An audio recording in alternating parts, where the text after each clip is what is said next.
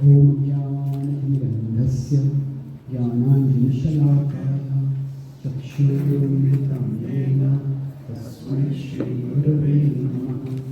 नमः ॐ विष्णुपादाय कृष्णप्रेष्ठाय भूतले श्रीमते भक्तिवेदान्त स्वामिनिति नामिने। नमस्ते सरस्वती देवे गौरवाणी प्रचारिणे निर्विशेषशून्यवादी पाश्चात्यदेशतारिणे। वाञ्छाकल्पतरुभ्यश्च कृपासिन्धुभ्य एव च पतितानां पावनेभ्यो वैष्णवेभ्यो नमो नमः। जय श्री कृष्ण चैतन्य प्रभु नित्यानंद श्री अद्वैत गदाधर श्रीवासादि गौरभक्तवृंद। हरे कृष्णा कृष्णा कृष्णा हरे हरे, हरे Ram Ram Ram Hare Hare. My dear Lord Krishna, please guide us all as we dive into the human heart to understand the mystery of motivation and learn how to act with pure motives in our lives.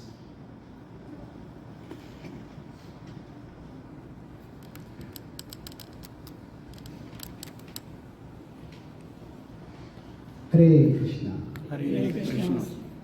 I'm grateful to be here with all of you today, and we will discuss today on broadly the topic, as I mentioned, of why do people do what they do.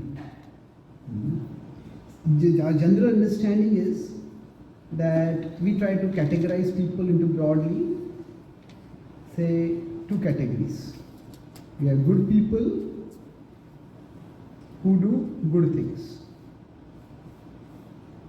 and then we have bad people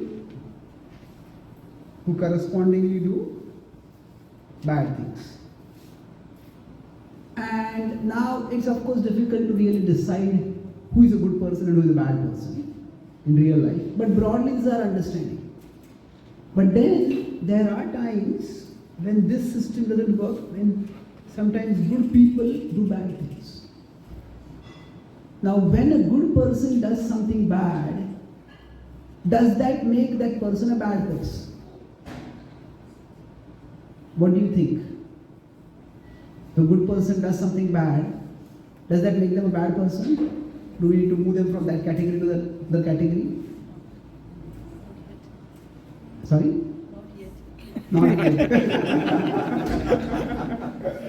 Okay, so that raises the question, how many times will a person make a mistake and you have to consider, okay, this was just a circumstantial thing and he should be forgiven, or I have to recalibrate my view of this person itself. So basically, this matters for all of us, because at one level, we all are relational creatures. We are all social creatures, and we all have relationships. Relationships could be a parent-child relationship, a husband-wife relationship, a friend's relationship, or a colleague relationship, a boss-subordinate relationship. We have so many relationships. Now, in every relationship, there is a hope and there is a horror. So the hope is that the other person, especially the other person, but with respect to us also, and the other person will improve.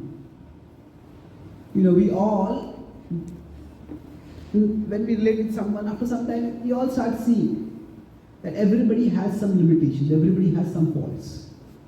So we hope that the other person will become better. That's the hope. And in every relationship, the fear, the horror is that the other person may become worse.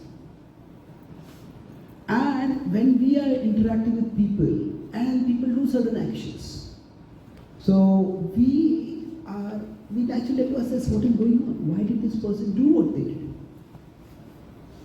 So sometimes it's very easy to put people into two broad categories. This is a good person, this is a bad person.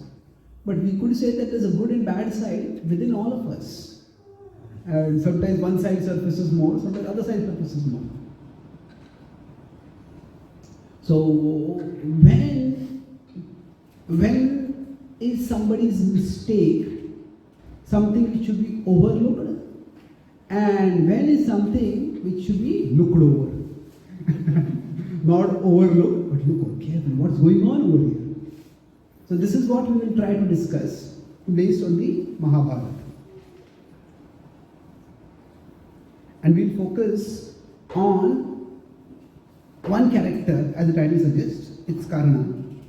But in general, it's easier to understand the lives of characters in context. So Karna and Arjuna were rivals. So we will look at the life trajectory of both of them. And we'll try to understand how life shaped them and how they shaped their life. We're talking about destiny, and we'll look at how destiny plays a role in our lives, and also how our own actions play a role. Now, when we use the word karma, the word karma has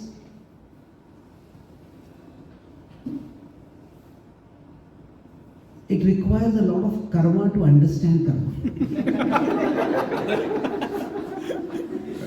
Why? Because karma has multiple meanings.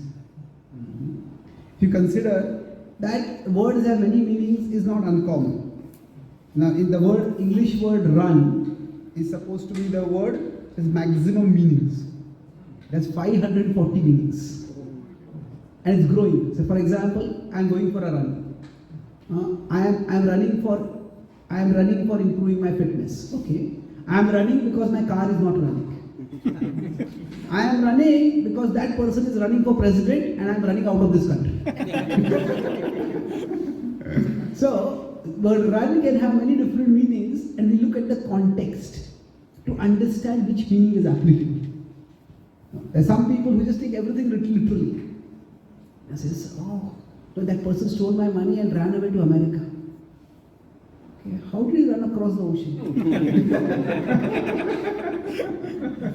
So, if we take literally, we'll misunderstand. And we understand which meaning to take. So similarly, if you look at the word karma, it can have many meanings. Let's look at some of them. First is action. That means here action more in terms of simply activity. Krishna talks about this in the Bhagavad Gita when he says that nobody can function without doing activity. Nahi kaschit kshanam jatu tishtatya akarmakrit. So each one of us is constantly doing some action on the other. Then karma can also refer to reaction. Every one of us has to endure our own karma. The kitchen version of the law of karma is that what you cook, you have to eat. So karma is, in that sense, something which is going to happen to us. It's the reaction to our actions. Then karma can also refer to the law that correlates action and reaction. Law that links, like I just use that in that sense also. That the law of karma is inescapable. Now beyond that, karma can also refer to good action.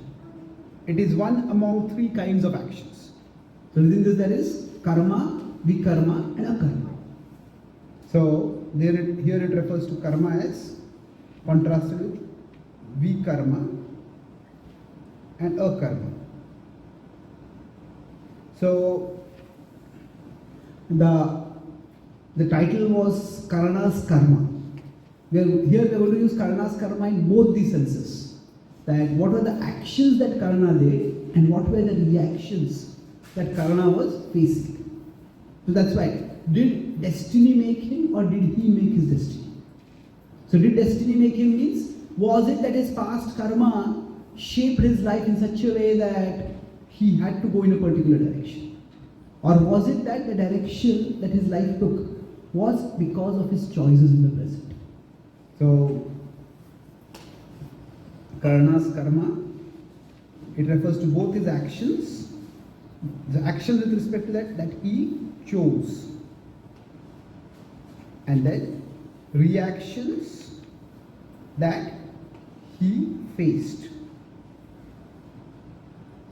So we look at this and we'll try to understand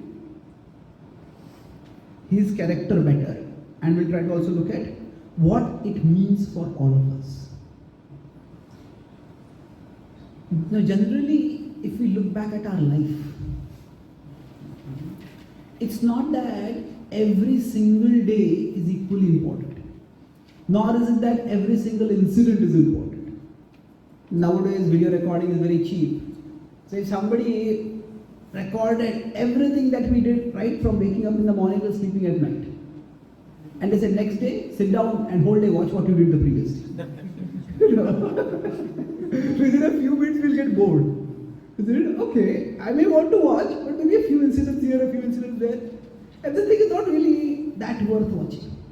So if we want to look at a person's life, at our own life also, if I'm here and I'm looking back at the past, then when our memories of the past are there, the memories are often in particular ways. So we could say there are some things which we don't remember, there are some incidents which are extremely important, and then again some incidents which are routine. So some incidents stand out in our life. So they are the incidents that have shaped our life significantly. So we will look at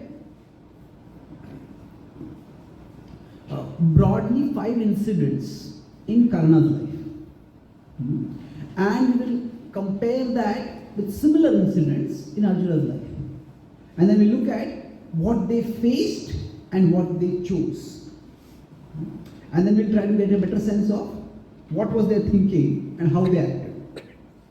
So I'll use an acronym: BARDS. BARDS are basically poets, or basically they are praisers. So Shakespeare in the Western tradition is called the original bard. So one who writes, composes. So the Mahabharata is spoken by Prabhupada used the word Vyasadeva is like a bard. Those who praise great kings and great people in history. So we'll use that and we'll try to analyze. So the first incident is birth. A is alliance. And what are the remaining we'll discuss as we come to them. We will discuss mainly the first 2 today. Now, the character of Karna is often considered to be almost an icon. He represents something. What do you think Karna represents? Or who do you think Karna represents? Sorry? Charity. Yeah, that's the community that he belonged to, no doubt. Selfish. Well, a lot of people will be angry with you if you say that. Karna is very much. A lot of people are his fans, you can see. Friend, a good friend. Loyal. Charitable. Okay, so let's see what all you said. What are the first thing you said? Charitable. You said charitier or charitable? You said, in the beginning you said charitable, huh? Yeah. Oh, okay, I heard charitier. Okay. Charitable, okay, Danavi it is called. Yes. Yeah. It's almost opposite selfish and charitable. It's amazing how the same person can be perceived in a different way. Loyal. Anything else? There is one reason because of which he is extremely popular. Competitive, okay. Fighter. Warrior, that's true. Sorry? Determined, okay. He fought against the odds. This is becoming like a Vyas Puja of Karna. Sacrifice. He fought. Sacrifice. He fought against the odds. He fought against the odds. Okay, that's the kind of answer that I'm looking for. A little bit more specific than it. He sticks to what he promises. Okay, that's loyal. Could say we could look at integrity or sticking to one's word. So fought against odds. Okay. But it's thought that there was a lot of unjust that happened to him, injustice. Yes, he's the icon of discrimination. That life discriminated against him, and he fought against discrimination. In fact, Karna is in many ways the poster child of all those who oppose caste discrimination. And caste discrimination definitely be opposed. But often they equate this caste discrimination with the entire Brahminical culture. They equate with the entire Sanatan Dharma.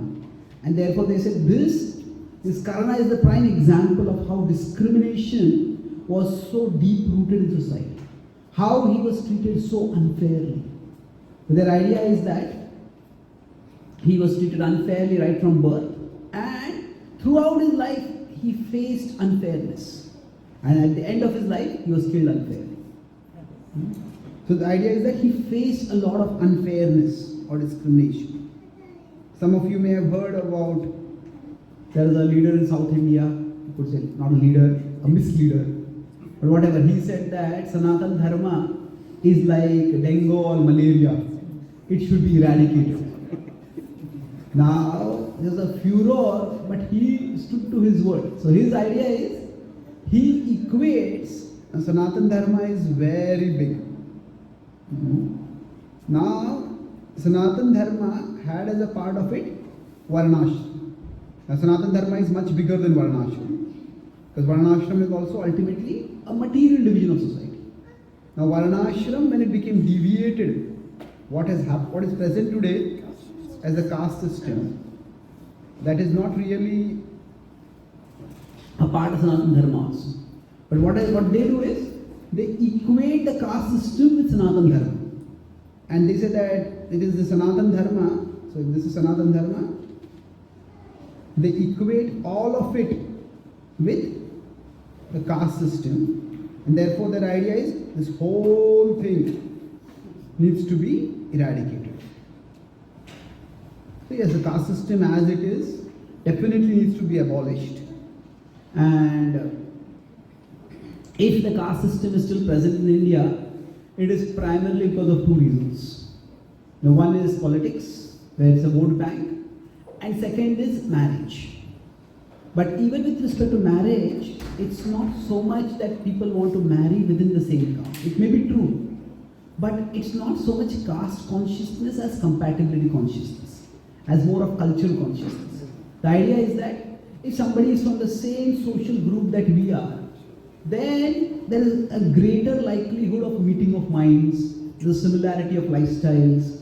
So it is not so much a case of discrimination as a criteria for possible compatibility. Now whether that is really true, that's open to question. Whether two people just because they're born in the same caste will necessarily have compatibility. But forming relationships is tough. And this is one tool that is used, and to some extent it does work. So the point is that caste discrimination, in the sense of, see, there is caste division. That is existing to some extent. I studied in one of the top colleges in India. There was division in our hostel, but it is more regional division than caste division. This is the Andhra group, this is the Telugu group, this is the Bengali group. It's not so much, it was more of regional division than caste division. And again, it's less of a division than a sense of a broader connection. We all want to be a part of a bigger community. And sometimes region becomes a criteria by which we have a community. But anyway, this caste discrimination is often equated with the whole of Sanatan Dharma, and they say that this is what should be eradicated. And Karna is seen as the icon of a person who rose against the system. the whole system was rigged against him. He rose against the system to success, but then at the end of it, the system unfairly brought him down. So, broadly speaking, there is the left and there is the right. So, does anyone know what is left and right? So the question would be, does anyone not know? Conservatives But again, I am using like karma, I am using a different meaning over here. What meaning am I referring to? politics, political. The political left and the political right. So what does political left and political right refer to? Any idea? Conservatives and liberals. So who are conservative? The religious. Yeah, but the left or the right? That's the left. You are most of you are fortunate to be left out of this left-right polarization. Okay, good. We've been left right out. We've been left right out. You're right to be left out. So in general, the right are conservative. The left are, by extension, liberal. So, see, this polarization is becoming very high. In America, earlier there was, you see, all over the world, marriage is often a criteria for how much people the society is integrated or not integrated.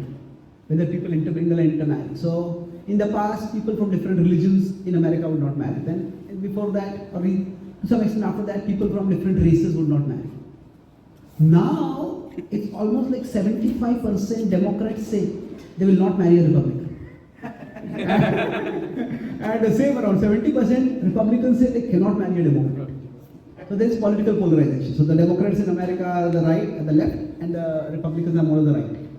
So now the way to understand this is that the left and the right both have some validity. See, the right, they are conservatives in that they are concerned about what is right in existing structures, in existing systems.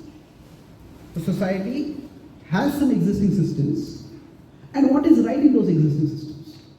So there are many things that are right and they need to be preserved. So that is the primary concern of the right. That's why they are conservative. On the other hand, the left, they are concerned about those who are left out by the, or who are left out or left behind by the existing systems. So the idea is that, say for example,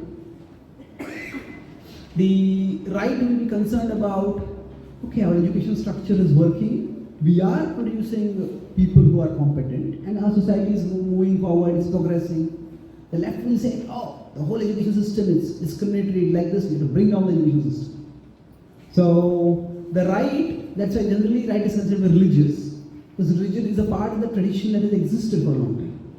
And religion gives people a sense of community, a sense of meaning, it gives them an opportunity for spiritual growth.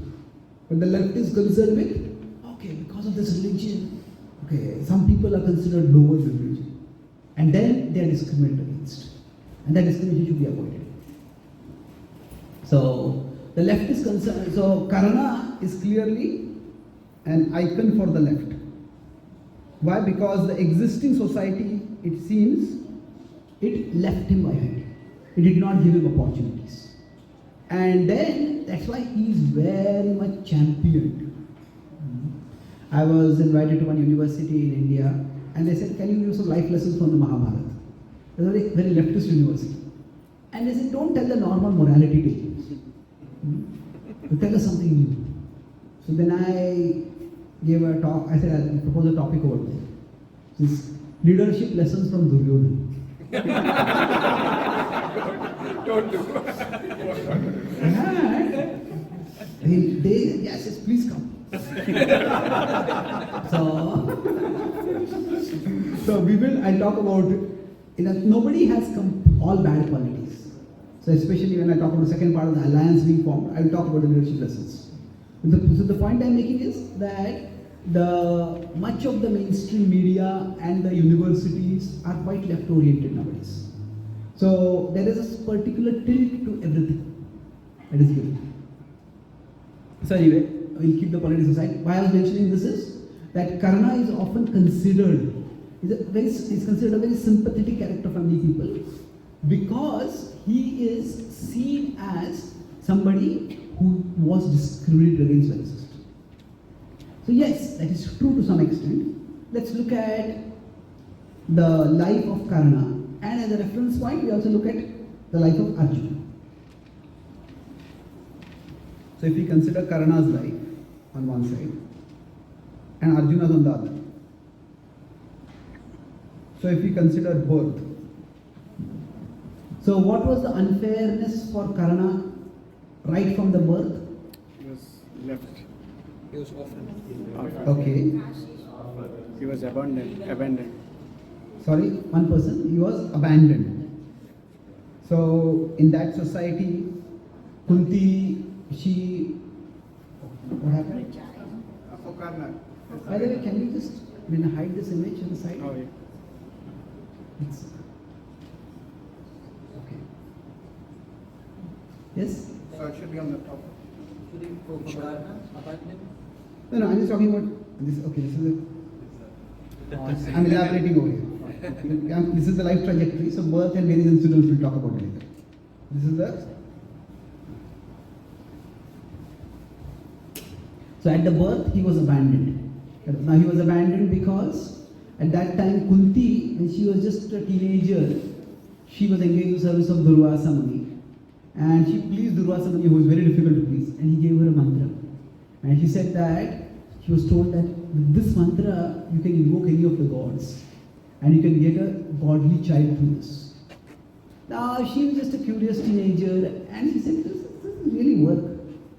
She just tried it out. And then she looked at the Surya Dev and she chanted mantra of Surya Dev. And then the Surya Dev, the sun god, came over there. And he said that you have invoked me now. There's a purpose to chanting every mantra. And this is the purpose is that you seek a son. He says, no, I was just experimenting. He said, I'm not even married. I can't have a son. He says, no, this is, in some ways, there are two broad conceptions. There are the laws of the universe, and the Supreme Lord is above the laws of the universe. But to some extent, the devatas are subordinate to the laws of the universe. Like, if sometimes somebody does a yajna, devatas have to give the results. And they have some discretionary powers they can avoid. But generally, if mantras are chanted, they are obliged to give what is required. So Surya said, this is the mantra you have chanted and you will get a child. She says, no, I cannot have a child. He said that, you, since you chanted out of innocence, out of ignorance, I'll give a benediction. He said that you will not lose your virginity, but you will have a child. And then, so she got a child. She did not just know what to do with it. So then she didn't just, although you can say she abandoned it, it was not that simple. She got a very secure wooden basket. She put a lot of comfortable blankets and clothes. She put jewels with the baby in that basket. And then she put it in the river nearby at a time when the wind would take the basket to the other side. And she prayed to the sun god, this is your child, please take it to safety. She prayed to the wind god, please pardon any piety, please take this child to safety. And that he was abandoned, the Karna didn't really know that he was abandoned. In the sense that he grew up as the son of, he was adopted by a charioteer's family. Adirath and Radha, his parents were adoptive parents. And they took good care of him. And he knew to some extent that, that he was not their son, but they treated him just like their son. And he grew up that way well. But the problem was, in one sense, that he was born in a warrior's family. He was a warrior, but he was considered to be belonging to the family of a charioteer. And that's why we could say from his birth, there was some unfairness was set in his birth. And that hung over him throughout his life as a limitation. Now we will look at it later, how much of a limitation that was. But it's certainly a limitation. Now if we consider Arjuna. Now what happened with Arjuna? He was born to Kunti later. And he was born in the forest. Again, Arjuna was also born through a Devata. Who was the Devata? Indra. Indra. And so he's both son of Pandu and son of Indra. Now he was born in a Kshatriya family, he was accepted as a warrior. But he also faced some very great difficulties in his childhood. His father passed away when he was quite young. And then the sages told Kunti that you are all alone now. It is better that you go back to the kingdom. And the sages said that we will come with you. Because in one sense, Pandu had renounced the world. He had retired, not officially taken sannyas, but he had already retired from the world. And it was known that he had, because of a curse, he would not be able to procreate children. So the sages came with Pandu, with Pandu's wife and family, to assure the Kuru dynasty that these are Pandu's children only. And their idea was that the forest is filled with dangerous animals. And Kunti and her sons would be much safer in the kingdom. Little did they know that in the palace were even more dangerous animals. These animals were in a human form. So if you see from the perspective of the Pandavas, they were just teenagers when Duryodhana's envy started growing toward them. Duryodhana thought that I am going to be the next king. So generally, whenever kings would have children, they would have an heir. And then they would have a spare. So the idea is if something happens to the heir, the dynasty should not end. So now the spare status was always very uncertain. So there is the British or English prince who was a spare. He didn't become the king. He's written the whole biography. It's like a pity party book.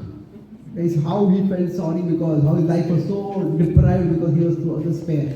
The name of his autobiography itself called Spare. So anyway, so what happened was Duryodhana thought he was the heir, but suddenly he became the spare. So at one level, or at least it was uncertain, because Yudhishthir in terms of birth was older than Duryodhana. And Pandu had been the king before.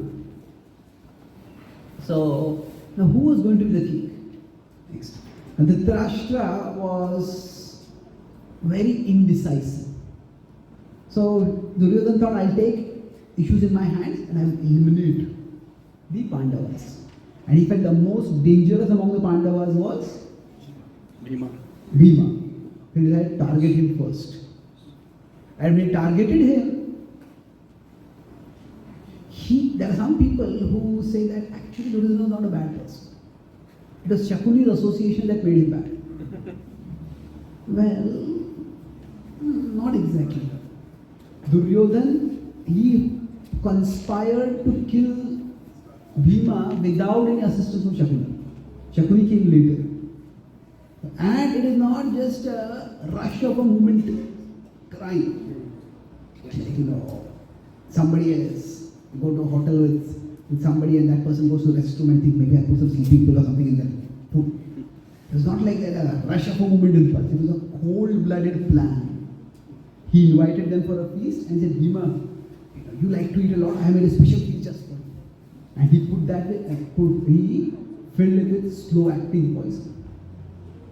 And now Bhima somehow survived that whole conspiracy. But Bhima understood what had happened. And now you can consider the plight of the Pandavas. They don't have a father. They don't know in this big family who is actually in their favor and not in their favor. And they have to live with a constant threat to their life. So it is actually a very difficult childhood. When we eat food, it's considered one of the most relaxing times. But if every time we have to eat food, we have to worry, is this poison? And not just accidental food poisoning, it's intentional poisoning. The amount of insecurity that is there, it's for many people, it can be traumatizing. So Arjuna also didn't have an easy life. His whole childhood was subjected to constant danger. And not danger from the enemy, danger from within the family. So what happened to Arjuna was his childhood. And not just childhood, but later also. That was also unfair. Why unfair? They didn't do anything to threaten Duryodhana. They didn't do anything wrong as such. It's because their father passed away, they came back to the kingdom. So the point here is that life is tough for everyone. Nowadays is the age of democracy. Actually, there is a democracy which is inherent in the world, and that is the democracy of misery. What I mean by that is, everybody has distress in their life. If you consider anybody's life story, right now, that person might seem to be happy, successful, prosperous, but if you go backward, there is some tragedy in everybody's life story. So life is not easy for anyone. Now some problems are very easily visible and noticeable. Some may not be so easily noticed. Say, you consider Arjuna, now Karna being discriminated against, that's very easily noticeable. But Arjuna, at one level, it was a difficult childhood. Okay, not being given certain honor or facility because of not being considered to be born in a particular family. That's one distress. And being threatened constantly, living under threat, that's another distress. Now, which distress is greater? Well, it's difficult to say.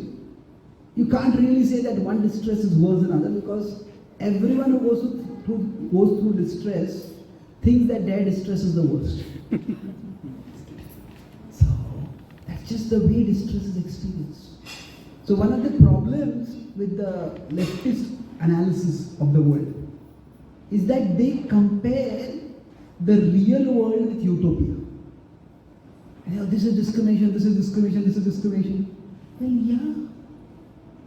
Discrimination, in the sense, begins with birth itself. Now, where are you going to stop it? Different people are born in different families, different people are born with different complexions, different people are born with different IQ levels. So, you can have a lot of IQ and still you can ask IQ. You know, why is this happening to me? So, there will always be something that is going to be wrong in our life. So, why me? So life is distressful for everyone. Now, the exact form of distresses may be different, and there's no doubt that some forms of distresses at sometimes may be far worse than others. And the same point is that actually everybody faces distress in life. And that's why when the Gita says this world is dukkhalaya, it's actually not meant to be a statement of pessimism. It is not meant to condemn us, saying that, oh, everybody has to be distressed. No, that's not the point. It is meant to be a statement of relief. Relief means what? That we all experience difficulties in life. And if we are taught to believe that, oh, the world is a happy place, then we start thinking, something is wrong with me alone. And then that makes us feel worse. It's just like, say, when the COVID was there. If in the entire city, I am the only person who gets COVID, I feel terrible. But if almost everybody is getting COVID, then okay, it's still terrible, but it's not so terrible. So similarly for us, the understanding that life is tough for everyone. We all can have issues and hang-ups. Maybe while growing up, we had a sibling, and our parents always praised that sibling more than us, and we were always unfavorably compared with that sibling. Or we might in school we have some rival, and maybe that person always hogged all the credit. So everybody can have some issues, and these are just a fact of life. So when I read the Mahabharata for the first time, and Karna, whenever I would hear him, he would refer to as Sutaputra. Suta. So that was, at one level, it's a functional address. People were addressed according to their professions. So at one level, it's like somebody is an engineer or a doctor or a carpenter, you refer to that as profession. So it is a functional address. But it was also seen as an insult. It was seen as derogatory. Now whether it was intended that way or not, that depends on the particular person with whom it was used. But many times, it was like that. So when the label is used, the label could be functional or it could be derogatory. It could be meant for criticizing the person, minimizing the person. It could work both ways. So for me, I felt an instant kinship with Karna. Because some of you may notice that I need crutches for walking. So when I would grow up, kids are always going to be kids. So they would tease me or call me cripple, lame. And those words burned in my psyche for some time. Now, over a period of time, I got used to it. But at that time, when other kids would be playing sports and I could not play, I would feel bad about it sometimes. But I remember one of my earliest memories is that my mother, maybe I was 3 or something like that, some neighbors had come to our home, and neighbors or relatives, and they were consoling my mother. Your son has got polio. And my mother said that whatever he lacks physically, God will provide him intellectually. Now, I don't know why she said that. I don't know whether I had shown any signs of intellectual precocity at that time. But still, when she said that, some of that got imprinted in my mind. And then I started identifying more with my intellectual side. I love to read books, study, discuss, speak, analyze. And then, at one time, we were in school, maybe I was first or second, and there was one boy who was very well built, very athletic, and he would tease me the most. And then we were studying math, and we somehow happened to be benchmates. And then when we were studying, I saw that basic math, I just got it quickly, and just could not get it. The one part of me wanted to make fun of him, but another part said, I just realized actually what my mother said was true. That I might not be physically gifted in a particular way, but I was intellectually gifted. Not so much a matter of pride as a matter of realization. And it was not so much of what I had as what he lacked. Not so much look down at him, but that's the time, probably at a subconscious level, it sunk in me that everybody has some lacking. Everybody has some issue in their life. Now, in some ways, because I have a visible physical handicap, I get a lot of support. There is wheelchair assistance, and if I'm carrying something, somebody always offers to carry it for me. There's that support. Now, if somebody has had a traumatic childhood and they're emotionally scarred, those scars are not visible, but still they are there, and they're going to affect people. So, this is something, especially when I read in the Bhagavad Gita about Dukhalaya, a lot of things started falling in place for me. That everybody has the dukkha because of some limitations in their life. Some limitations are socially glamorized, not glamorized, highlighted. No glamour in the limitation. But somehow there is the idea somebody is a victim, oh, that victim becomes glorious. The victim is supposed to be praised and supported, that's the idea.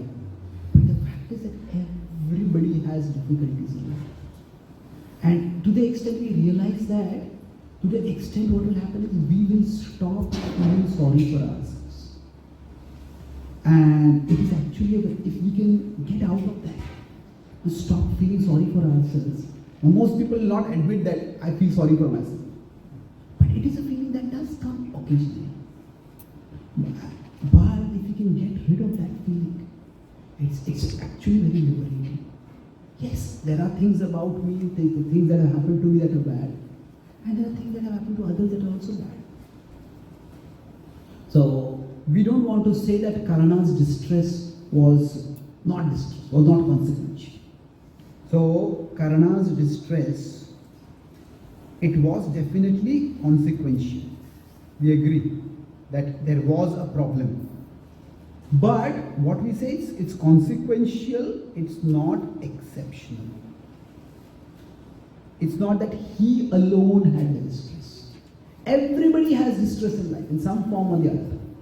And the test of our life is how do we rise above the distress. And here we will see Karna and Arjuna, both, at least in the first quarter of their life, both of them rose above it.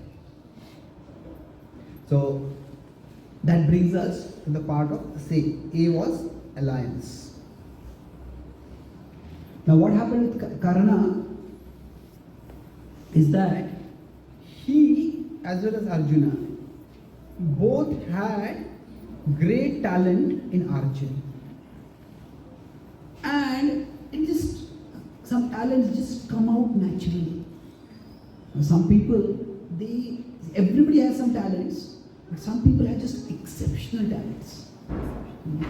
I was in Canada staying in one devotee's house, and he had a 7-8-year-old son. That was 3-4 years old, probably not 12 years. So his son, when he was 4, he saw his father playing chess with a friend. And he just called, what is this? He said, playing chess. His father said, can you teach me? His father said, yeah, sure. He taught him, and the third game that he played, he defeated his father. So he is now, he was at that time he was 8, he was the under 10 champion of Canada, Indian boy. So some people just have extraordinary talents. For some people, chess is something that they chase, and they never get it very well, isn't it? So everybody has some talents. So both Karna and Arjuna had exceptional archery talents. And both of them worked on that talent. So now, both of them had difficulties. At one level, when the Pandavas were living in the royal kingdom, in the Kuru dynasty, now Bhishma was the grandsire, but he was also one of the key administrators. He didn't have time to personally train either the Pandavas or the Kauravas. So when Dronacharya came there, and Dronacharya was expert, so he was appointed as a teacher. And not only was he appointed as a teacher, he was told that you can have an academy for yourself. And not only the Kuru princes, but many others also came. And his academy became celebrated. So what we in Delhi we have Gurgaon, that is actually Gurugram, that is the place where Dronacharya's academy was there. His Gurukul was there. And there Arjuna got trained. Now Arjuna was just so talented and so dedicated that by that he won the heart of his guru. Now somebody has talent, that itself attracts. And if there is any sports is there, any coach is there, they say, oh, he has talent. But when you teach something and then that person practices diligently and learns and improves, that endears the student to the teacher even more. See, in general, talent is the first thing that is required. It's one of the things that is required, one is first. But after that, there is commitment. Talent is like more or less the starting point. Most of us, we can't change how much talent we have. But commitment is where It's up to the individual. It's a matter of discipline, it's a matter of dedication. And when there is talent and commitment, then there is achievement. So Arjuna exhibited extraordinary commitment. One of his names is Gudakesha. And the reason he got that name was that whatever he would be taught in the daytime, he would stay awake and practice that late into the night. That's why he is said to be a person who had conquered sleep. Gudakesha, one who conquered sleep. So he worked extremely hard. Now Karna, because of his social situation, he had some difficulty in finding a guru. Now eventually he found Parshuram. And Parshuram training. Parshuram also pleasantly surprised to see how talented he was. And he was also an exceptional student. And he also excelled. So both of them, they had talent and they used the talent to move forward. So we could say in terms of karma, they had something positive, they had something negative. In the karma in terms of reactions. So Arjuna had a unsafe childhood. Karna had a unfair birth condition. But they both had something positive from karma, that from the past karma, that is, they had talent, and both of them used the talent. So we could say talent is past karma. That is karma in terms of the reaction that we have. And the commitment is present karma. So both of them used it to become excellent archers. Now, till this point, everything was going right. But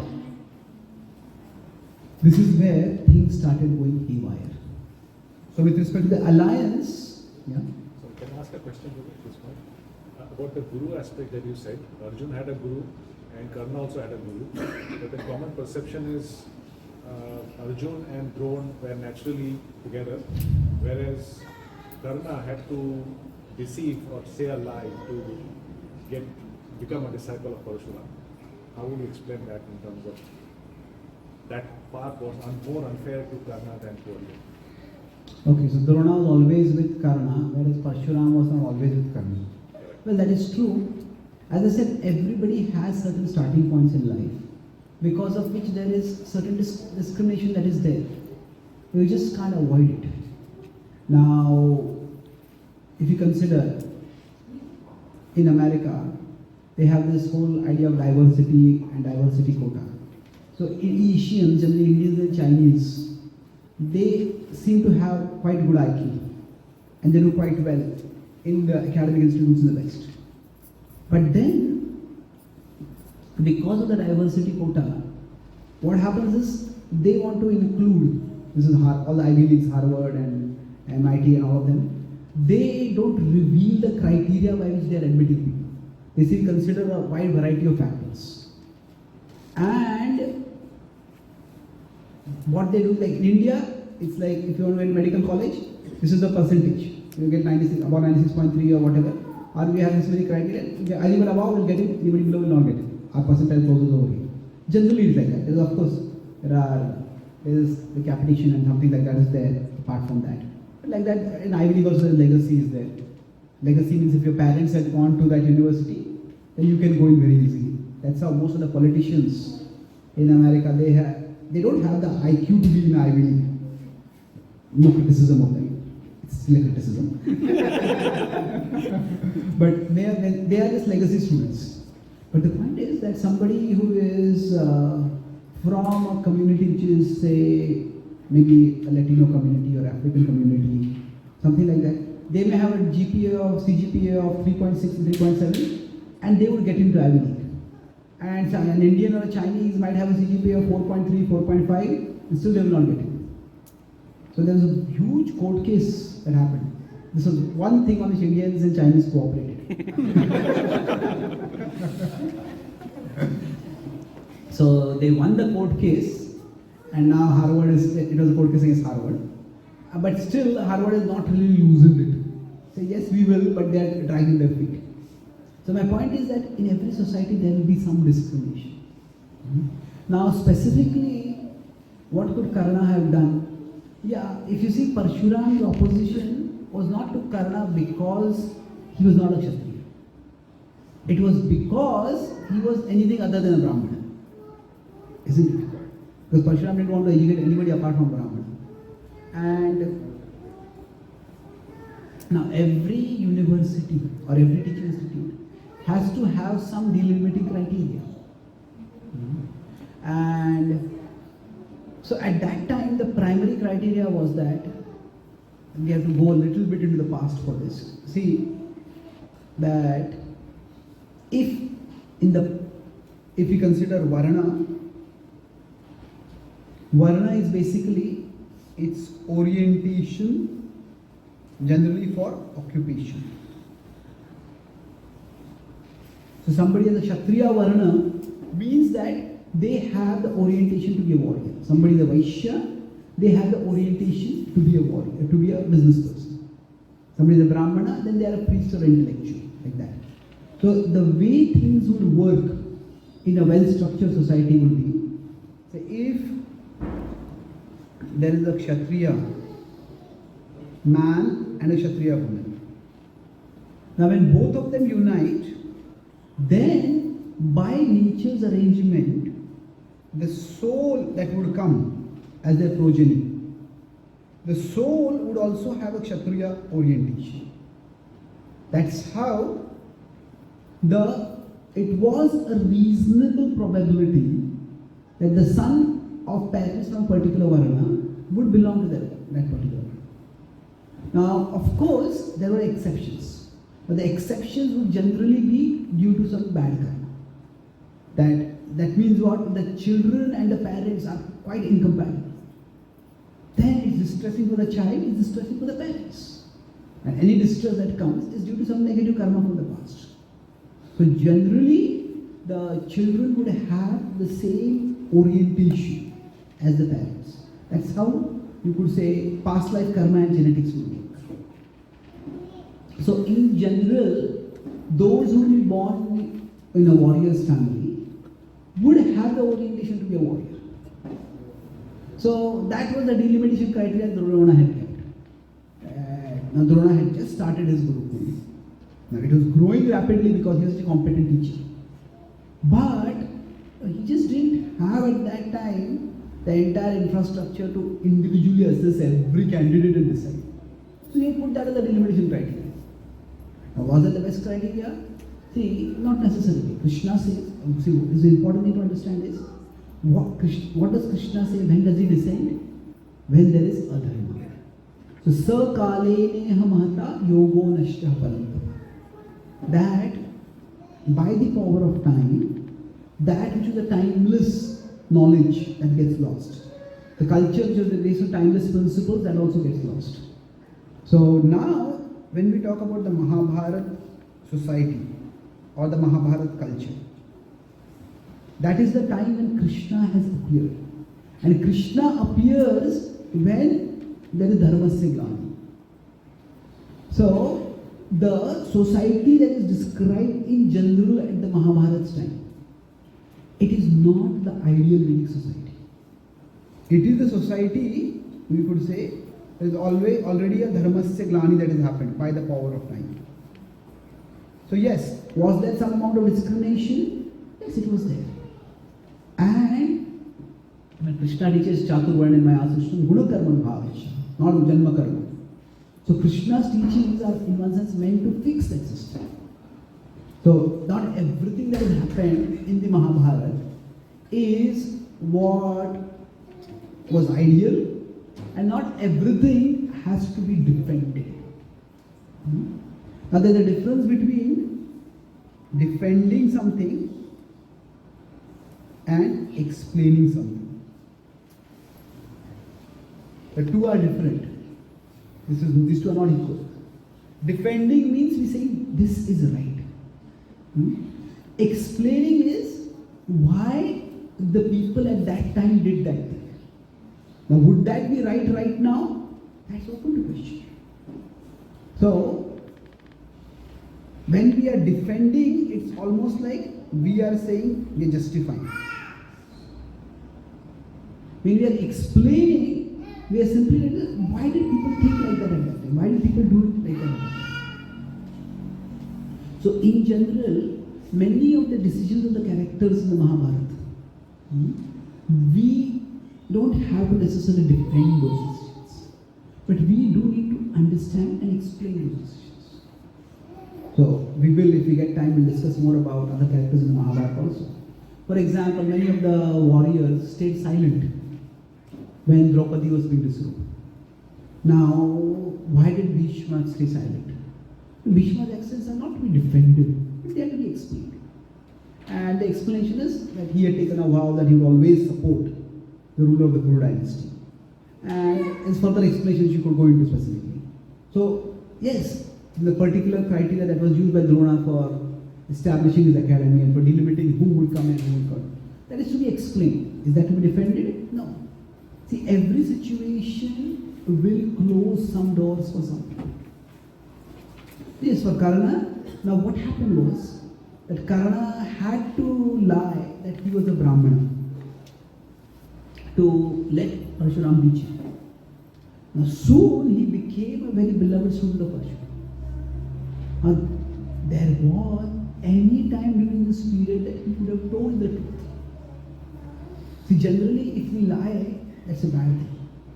But if we lie and later we confess, at least the anger of the other person is decreased. But if we lie and our lie is exposed, if we have done something wrong and then it comes out and the person said that, oh, how could you have done this? So I was about to tell you that I did this. About to tell you, didn't tell. There's a big difference there, isn't it? So Parshuram felt betrayed because Karna didn't reveal that. So again, this is not to in any way justify the greatest thing that happened. We're just trying to understand and explain. So yes, Karna did not have Parshuram by his side. That is true. But then you will also see that Karna did not have to fight against Parshuram. Isn't it? Arjuna in the final battle had to fight against Drona. And that kind of pain, when the whole Bhagavad Gita was spoken, because Arjuna felt that fighting against my guru and my grandfather, I can't do it. So that was very painful for Arjuna. So even if you consider the guru-disciple relationship was closer, but Arjuna had to pay a greater price. So it's not that simple that the guru-disciple relationship, it is not that it was for Arjuna smooth and for Karna, it was tough. No, it was tough for Arjuna also. So that's why. Now it is not that in the fight Drona gave any favors to Arjuna. Drona fought severely. And Drona in one sense was responsible for the scheme, the Chakravyuha, by which Arjuna's son was killed. So no quarters were given, no quarters were expected. So he had to fight against his guru. Okay? Okay, so now I was talking about how both of them rose against adversities. And now was the time for, you could say, coming out. Coming out means, nowadays the word coming out has a particular meaning. And nowadays it is. Because like they become celebrated. The world comes to know about their talents. So there was a martial exhibition. So in the past, the rule was not democracy. But what people think is that the opposite of democracy is autocracy. Autocracy is basically like a dictator was ruling. But if we consider what was there in the Vedic system, it was more like monarchy. And the opposite of monarchy was not democracy. The opposite of monarchy was anarchy. Anarchy basically means that there is no ruler at all. Complete disorder. So although the king was supposed to be from a particular dynasty, although the king was by birth, but nobody can rule simply by power for a very long time. You have to earn the trust of the followers. That's why if people are there, if any king is very despotic, very tyrannical and exploitative, sooner or other there will be that person be overthrown. Either there will be a mass rebellion by the citizens, or the courtiers and other ministers, they will only rebel against them. So the kings have to earn trust. And that's why when Drona completed his education, the training of his students, there was a martial exhibition. The purpose was all the citizens would come and see how competent these princes are, how well they have learned these martial skills, and how they are fit to protect the citizens in the case of aggression. There are two equivalents to this. The martial exhibition, I am talking about this a little bit, and to understand the occasion, because that will help us understand what happened thereafter. So we could say that it would be like a classroom performance. Sometimes we have a school, and the school kids, maybe on a festival, they perform a drama or they recite verses. So it's like, what do the students learn? The parents want to see that. That's one way of looking at it. But then there is also, if you consider, say, on India's Independence Day or Public Day, there is an armed forces exhibition. Exhibition means maybe the Indian Air Force will show the maneuvers, how we can move up and how we can move down and how we can do attack, how we can defend. So this is an exhibition of their might. So it was both ways. It was the students showing what they have learned, but it was also to gain the faith of the citizens. So this was in the Kuru kingdom, and it was primarily meant, okay, I have reappeared over there. That is what is live from. Oh, okay. Okay, fair enough. Looking at me once is difficult, looking at me twice is intolerable.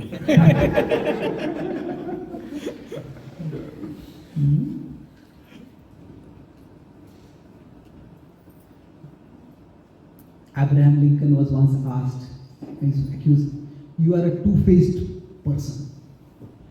So he said, if I had two faces, do you think I would be wearing this face?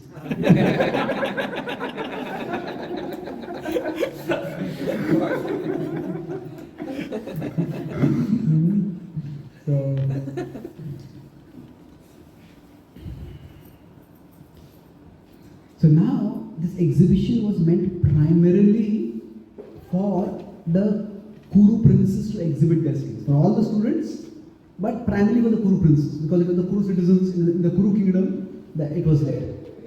And then all of them exhibited their skills. And Bhima was great at mace fighting, and so was Duryodhana. And they both were excellent, and then they decided that after individually exhibiting their moves, they decided to have a competition. And then what happened was, that competition became too much in earnest. See, there are rivals and there are enemies. Are these two the same? What is the difference? Anyone? Enemies? They kill. Enemies, the goal is to destroy the other person. What about rivals? Yes. It's to win something. Now, while winning something, say like India-Pakistan cricket match is there. So, it's supposed to be rivalry, not enmity. Sorry? No, on the battlefield there might be enmity. We don't want that enmity on the sports field. So Bhima and Duryodhana were supposed to be rivals, but Drona and Kripa both thought this is going beyond rival. They said, stop. Both of them seem to be equal. And then Arjuna came forward. And Arjuna was super peerless in his archery skills. Everybody was stunned to see. And then, as he was seeing it, everybody was happy except one person. Who was that? Of course, and his followers were there. Brother Duryodhana especially. He was thinking that, I can tackle Bhima. Who will tackle Arjuna?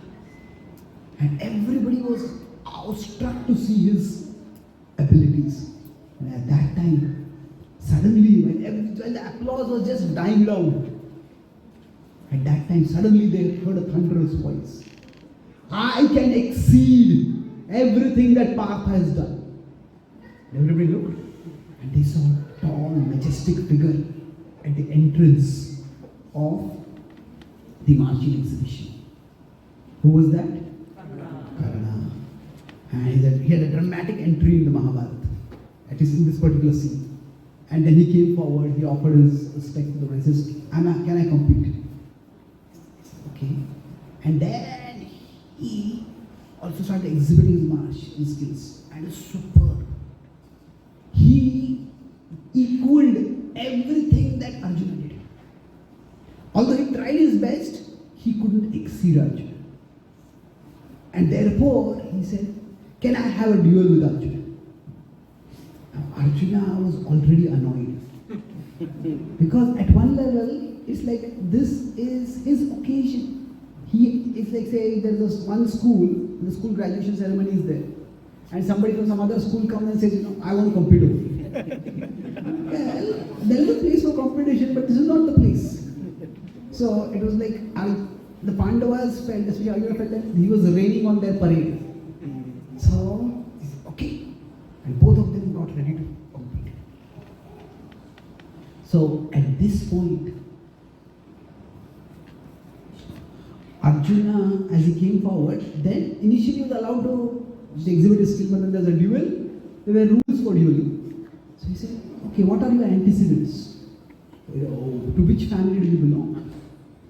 When Karna was asked this question, Karna's head lowered. And everybody understood that he did not belong to a warrior family. So at that time, Duryodhana saw his opportunity. As he had been watching Karna, he was thinking, this is the person who can counter Partha for me. And he saw that. Immediately he came forward. And Duryodhana gave a very bold anti-caste speech. Now that same Duryodhana had constantly been minimizing the Pandavas. He says, we all know that Pandu could not beget children. So we don't even know whose children the Pandavas are. So at that time birth was very important. That is one way he tried to minimize. Nobody took it seriously because the sages had testified. Because what had happened was, when Pandu had decided to have children, then he had approached the sages. And the sages said that, no, we can't do this Niyoga ceremony. Then Kunti had said that, I have this mantra which I can invoke the gods by. So anyway, at that time birth had been very important for him. But now, suddenly he said, how can you say this Karna is not a warrior? Look at his physique, look at his ability. He says, can a lion be born from a lamb? He must be born in a warrior's family. And if at all you think he's not a warrior, he's not a king, he's not royalty, I will make him royalty right now. And he gave him the position of becoming the king of Anga. Now here two things are important. First is, charity is very easy to give when the things that you are giving charity don't belong to you. So, as we discussed earlier, the whole kingdom was still, the inheritance was a matter of dispute. Because Duryodhana didn't have the right to just give any part of the kingdom to Karna. But there, the Pandavas remained silent. because it's a matter of the honor of the family. And like if one member of the family says, okay, we are giving this charity, and it's a public occasion, somebody says, no, we can't give this charity. It is a disgrace for the family. So the Pandavas remained silent at that time. And the second point is that Duryodhana was, he was a politician with a very core. And politician means that he's very good at speaking when he wants to. So Karna felt so honored that Karna felt, oh, you have saved my honor. And he says, how can I ever repay you? And Duryodhana said, the only thing I want from you is your friendship. Now it was like, if Karna's heart was conquered by just giving the kingdom, his heart was forever conquered by the kingdom. Like not only is he giving me a kingdom, not only is he including me in this elite circle of warriors, of kshatriyas, of rulers, but even among rulers, there are some rulers who are rulers of big kingdoms, rulers of small kingdoms, and not everybody is included in the elite group. Like, so you had this in India, you have Rotary Club and Lions Club and all those. So it's like he felt that he's being not only given entry into royalty, but entry into the friend circle of a powerful prince like Duryodhana. Karna said, that, my friendship, you will have till the end of my life. Little did he know how costly those words would prove for him. But at this point, when Duryodhana did something, see, generally when we want to see an action, whether it is good or bad, whether it is right or wrong, there are three things to look at. There is the content of the action, there is the intent, why the action is done, and then there is the result or the consequence of the action. So from the content perspective, Duryodhana's supporting Karna was very good. He gave him a kingdom, he helped him in the moment of honor. But the intent was not really to help Karna. It was that Karna would become a pawn in the chess game that he was going to play. Maybe more than a pawn, maybe a rook or whatever, but still. This is where this alliance of Karna with Duryodhana, this is from where his karma would start going down. It's like, as I said, Karna rose from adversity. He had difficulty, and from difficult situations, from a difficult birth, he rose. And in one sense, after his alliance with Duryodhana, at one level you can say that he rose even further faster. But actually, this might be externally, he gained power and prestige, but internally, his character started degenerating. Now, how exactly that happened, that we will discuss in tomorrow's session. But conversely, for Arjuna,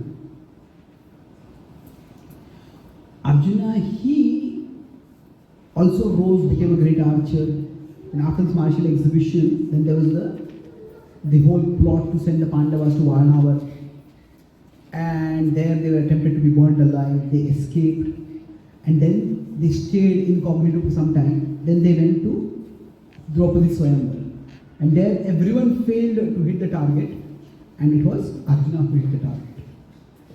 And there, when Arjuna was raising the bow, that time Krishna told Balaram, hey, that looks like Arjuna. Balaram said, I thought the Pandavas were killed in that Varnava fire. Oh, it seems they are survived. He looks like, that does look like Arjuna. And then, after that, when they had gone back to the place where they were staying, Krishna came to meet the Pandavas.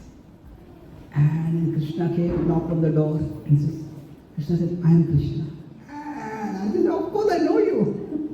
So that was the first meeting between both of them. So on one side, Karna formed an alliance with Duryodhan, and that alliance unfortunately took his character downwards. Arjuna formed an alliance with Krishna, and that took his character upwards. He was already virtuous, it took him further upwards. So how that happened, that we will discuss in the next session. Overall, I'll summarize what we discussed today. We discussed broadly 3 points, or rather, I set a background for the discussion. Our discussion was about why do sometimes good people do bad things, and at what stage does doing bad things make a person bad, or does a person remain good in spite of doing bad? And this we are going to discuss using the character of Karna for analysis, and Karna we are going to compare with Arjuna. And we discussed two main incidents. One was the birth. So both of them had unfairness in their life. We discussed elaborately this point, how life is unfair for everyone. For him, it was that he did not get the stature. Karna didn't get stature of being a warrior. Now Arjuna didn't get safety. He had a very unsafe childhood. But both of them rose through those circumstances. And now the alliance which they made, that was what would prove to be drastically differing, causing a drastical difference between in their life trajectory. So Karna linked with Duryodhana, and Arjuna linked with Krishna. So we'll continue this discussion tomorrow, and we'll discuss the three main incidents, including the final fight that happened between the two of them. Any questions? You have some time. Yes, please. Usually, you said like the alliance changed Karna, right? Like how he first breaks, but he deteriorated later. But the personality of a person is very difficult to change. Like we mentioned as well, like if a bad person can be changed to a good person, but it never happens, isn't it? Like, it's very, like if you have a personality, then you won't change immediately. So basically, if Karna had some good qualities, then just because by... We'll discuss that tomorrow, how it happened. It's we're going to do some psychology also over there to understand. It was a gradual thing. It didn't happen overnight. Yes, please. So my question is, in this modern day, there's so many wars going on between countries. From a Vedic perspective, is war primitive? Is it something that is not what an advanced civilization should be doing or would be doing? Because if we look at it from from all perspective, from, Mahatma Gandhi said, eye for an eye will make the world go blind.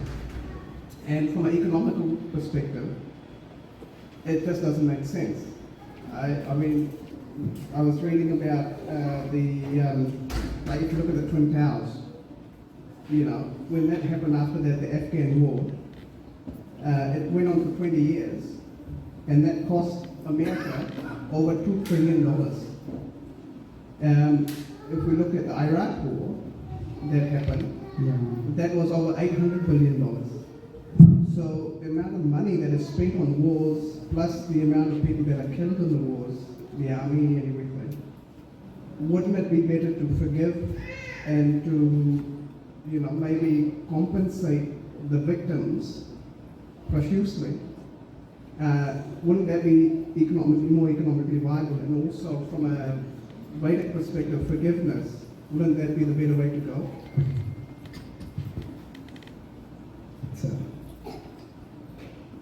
It's a very important and relevant question.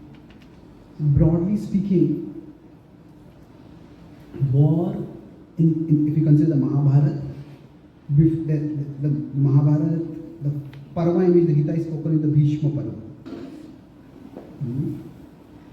Now, before the Bhishma Parva, there is what is called the Udyog Parva. In the whole Udyog Parva, there are two main things that are happening. That is, in general, this is what any army is expected to do. It is try for the best and prepare for the worst. So the Pandavas were trying their best to avoid the war. At the same time, they were preparing for the worst. They were also forming alliances with various forces in case war happens. Now let's look first at the Mahabharata itself, and then we'll move forward to contemporary situations. The Pandavas tried everything possible to avoid the war. There were multiple rounds of negotiation happening. First, Drupada sent his priest. The Pandavas never wanted to take over Duryodhana's kingdom. Their half of the kingdom was what they wanted. Then Drupada sent, then that priest was returned to go. Dhritarashtra told the priest to go back. He said, I'll send my messenger. He sent Sanjay. And that was a wishy-washy message. Then Krishna himself came. And to take a contemporary example, this is like saying the war between Ukraine and Russia. The premier of one of the countries, or if not a premier, the king, if there's a person above the premier also. That level of person goes for peace. That means it's a very serious negotiation. And what was Duryodhana's response? Krishna said, just give him 5 villages. And Duryodhana said, I will not give enough land to put even the tip of a needle. If that had been the age of social media, this would have been a viral Insta reel. Kya dialogue hai? What a dialogue.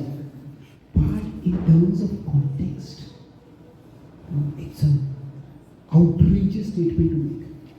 Suppose we have some program or some ceremony at our home and we invite someone and they don't want to come. So they make an excuse. Now they are making an excuse, we know that they are making an excuse, and they know that we know that they are making an excuse. But still, at least out of courtesy, they are trying to make an excuse. If instead they say, even if I die, my dead body will never come to your home.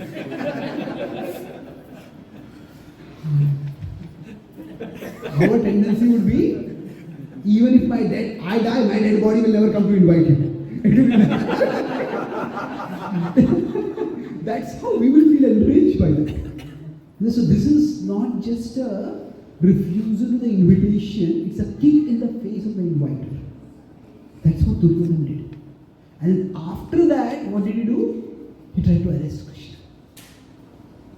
So it was all outrageous. There are some people who will just not settle for peace. See, there are war can be fought for territorial reasons. And when it's for territorial reasons, that means I want this territory, I want that territory, that is okay. But if war is fought for ideological or psychological reasons,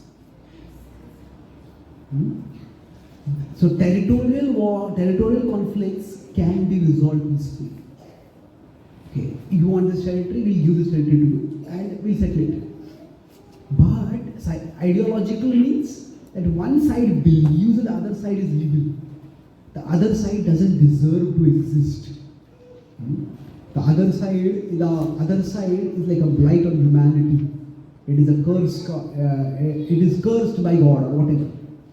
Then you cannot have peace. Or psychological means that if one person just hates the other person. And then I was once trying to do a mediation between two people, and one person was approached the other person amicably and said that I understand you are angry with me. I just want to know what have I done to make you so angry. And the second person said, you exist.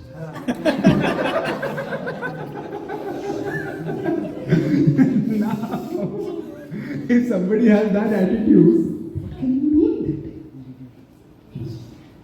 So yes, peaceful solutions should be pursued as much as possible. War should never be the first course of action. But to say that a war should never be fought, that is also going to the other extreme. If you consider the violence, you could say, the role of violence in society. If it's always, then that's what Gandhiji said, that an eye for an eye will make the whole world right. So this is hugely destructive. If that's the only solution you have. But if we make it never, then that will only mean that those who are power hungry, those who are domineering, they will become all conquering. There will be no one opposing them. So now if you consider even Indian history, that Gandhi's non-violence is said to have led to the independence of India. Yes, and not really. You see, Gandhi to some extent was agitating against the English, the British people. And the British had some level of Christian conscience. So in one sense, by adopting non-violence, Gandhi showed the British how he was a better Christian than them. And they had some conscience. That's why whenever he would fast, he would be about to die, then the government would come and try to do some negotiations. And they would settle it. But after India's independence, when there are Hindu-Muslim riots, at that time Gandhi tried to fast, Muslims didn't care. You die, you don't care. So his fasting and non-violence worked with the, I'm not saying only because of Christianity, but it worked. It was a strategy that worked. But is it an absolute principle that would have worked all the time? I think the Indian Viceroy at that time was Attlee. Churchill was the president over there. Viceroy was Attlee. So Attlee wrote a biography, and he was asked by his biographer, and he spoke on his interviews also, that he says, how much role did Gandhi's non-violent movement play in India's independence? How much? He said it was insignificant. He said that it is only when the Indian army rebelled against us, that's the time, after the Second World War anyway, Britain had become very weak. And on top of that, when the army, which was the main instrument by which the British were ruling India, that rebelled against them, they said that their staying in India was unsustainable. So, I'm not minimizing the role of Gandhiji, I'm just contextualizing it.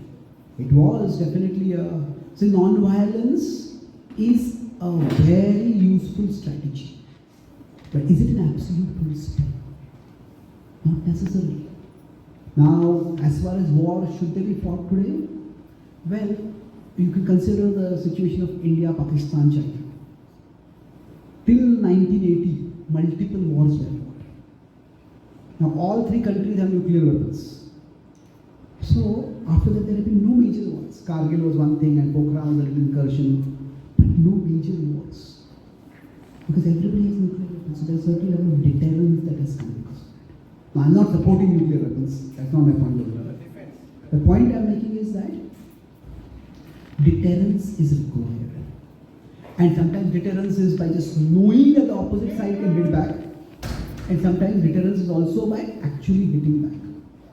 So in some cases, war is necessary. So we certainly would say that if you read the Udyoga Parva, the Pandavas deliberate deeply and try their best to avoid war. Now if you come specifically to the geopolitics of today's world, 9/11 was terrible. And even if we don't go into any conspiracy theory about 9/11, but still, when the American president declared a war against terror, see, terror is a strategy, terror is not an entity. How do you fight against terror? That's why it became a war with very unclear objectives. And that's why they intervened in Afghanistan, they tried to intervene in Iraq, and eventually they tried to bring democracy in Afghanistan. It didn't work. In Iraq, after that, ISIS came and things became worse. So there has been to some extent indiscriminate intervention. Even Vietnam was like that.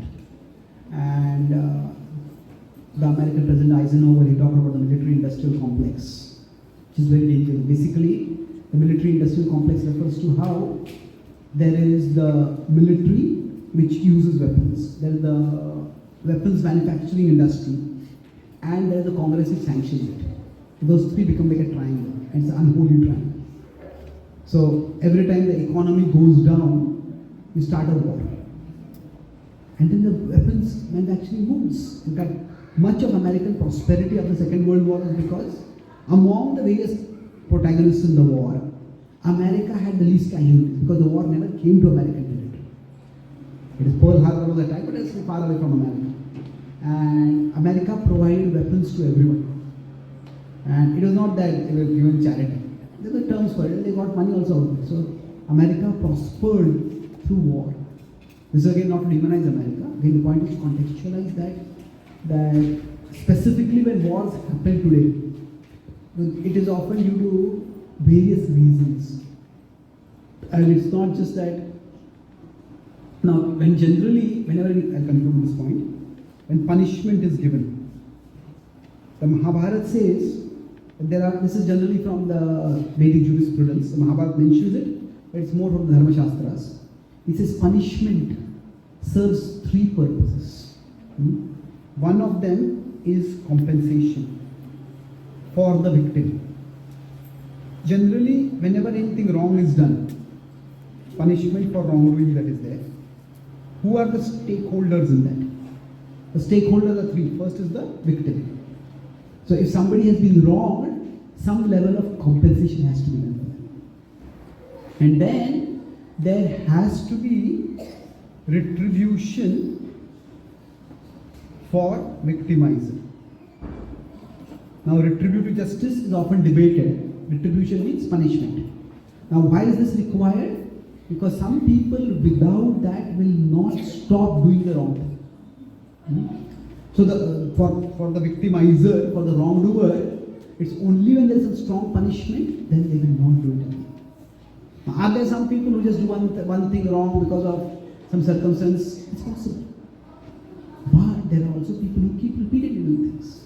So if there is no retributive justice, then wrongdoing just rise. In California, in the pandemic, they made a rule that if anybody breaks into a shop, any supermarket, and they steal anything below $750, there will be no arrest, no punishment, not even their name will be booked. So now they say, oh, people are poor, it's a difficult time. People are hungry, they will buy. People were taking Louis Vuitton purses and stuff like that and selling them on eBay. So just below $750, whatever they were taking it. So unless there is retributive justice, society wrongdoers can do more and more wrong things. And then there has to be like a warning, deterrence for society at large. That means if other people are thinking that, oh, this person got away by doing this, I can also get away by doing this. No, you won't get away. So the victim, the victimizer, and society at large, all three are stakeholders in this. So generally compensation may address the victimizer, but it doesn't address the other stakeholders. So now, this is not to say that any war that is happening now, today, is necessarily a right war. That is something which has to be specifically discussed. On my YouTube channel, I often comment on current issues. So, some of the things I have spoken here and much more about the Israel-Hamas conflict. I have 3 videos where I talk about how to see this from a Bhagavad perspective. So, if you want, you could watch that more. But broadly, the principal point is that we don't, certainly war should not be the first course of action. And at the same time, war should not be said that it's always wrong. Because sometimes violence is the only way to stop greater violence. Now, from an economic perspective, is war terrible? Yes, it is. But then, sometimes annihilation can happen. If as Gandhiji had said that, now, Gandhi will be respected for his morality, he could be respected for much of his teaching about simple living, high thinking. But as a political strategist, he told the Jews that if the Nazis come to kill you, don't resist them at all. Just appeal to their their higher nature. And they will release you. And some people can be so indoctrinated that their higher nature is completely lost. They have it, everybody as a soul is a part of God, but under the layers and layers of indoctrination. And like for some people their soul is maybe 10 feet under. For some people 10 feet of conditioning is there. For some people it's 100 miles of conditioning is there. So some people just don't have any humanity. So the Holocaust, there have always been mass murder and genocide and things like that. But the Holocaust is the first time that industrial efficiency was brought to mass murder. Not that you kill one person, you just put people in gas chambers. They just go to smoke. So there are horrendous things that happen in the world, and there are people who do horrendous things. And sometimes the only way to stop them is by force. So yes, that's why if you see in the Ramayana war also and the Mahabharata war also, you will see that every attempt is made to try to avoid the war. But when nothing works, then war has to be fought. And then also, of course, it's the last one, it's still a limited war. When Lord Ram fought against Ravana, he didn't destroy Lanka. He didn't even annex Lanka and make it a part of India. That Lanka had its own, you could say, race living over there. The word race is polarized now, still. They had their own people living over there. And a more worthy ruler from that same kingdom was Lanka. So that was the issue. So yes, war definitely needs to be limited even when it is fought. There have to be some boundaries in how it is fought. But say for example, civilians should not be targeted. The Kurukshetra war, no matter how brutal Duryodhan was, he didn't target civilians. Kurukshetra war was fought at a particular place among the warriors. So certainly there have to be boundaries when war is being fought. Okay? So thank you very much. Shri Prabhupada ki Jai, Gaur Bhakta Vrinda ki Jai, Gaur Premanande. Charan Prabhu ki Jai.